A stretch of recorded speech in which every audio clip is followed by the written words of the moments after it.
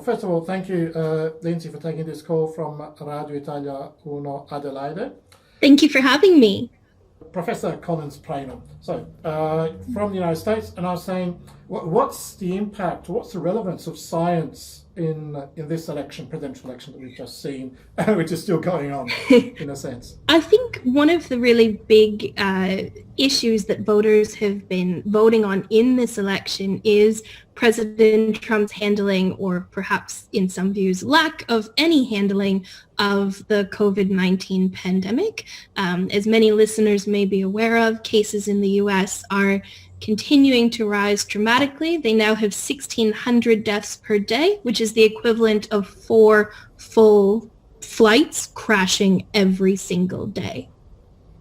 Yeah, that's a nice image. Useful image, not a nice one, it's a useful one to have. And I think it really brings home how terrible the current situation in the US is. I mean, that number of deaths per day, they're now up to a record-breaking number of hospitalizations, and there's fears that will overwhelm their medical system, in the coming weeks, particularly as they start to head into the Northern Hemisphere winter. So I think a lot of voters were very concerned by just how that would be handled moving forward and whether or not the opinions of scientific experts had any voice in the current administration.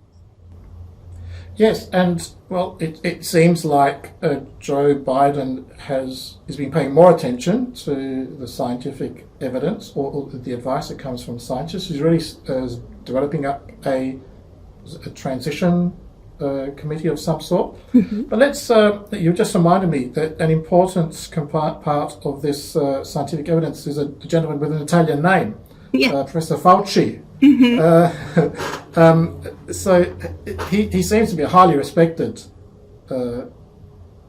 medical doctor and researcher in the scientific community, but there's been lots of not nice things said about him. Yeah, he's an incredibly well-respected individual working with the National Institute of Health in the United States, and has really, made his career in addressing these sorts of situations. But I think that because so much of the pandemic has been quite political, particularly in the US, I think that has often led to the science behind his opinion not necessarily being listened to, and instead, it's become, there's a lot of political rhetoric around it.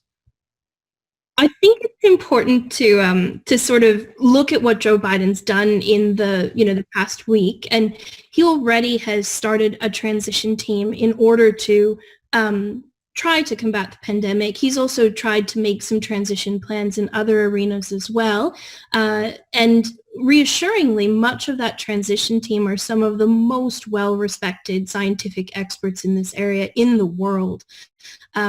Unfortunately, he's not able to access any resources because until Trump concedes the election or until he is officially recognized as the president-elect, which won't happen for a few more weeks, then he's not able to have access to those resources. Hopefully we'll see these high-level scientific experts being brought to bear.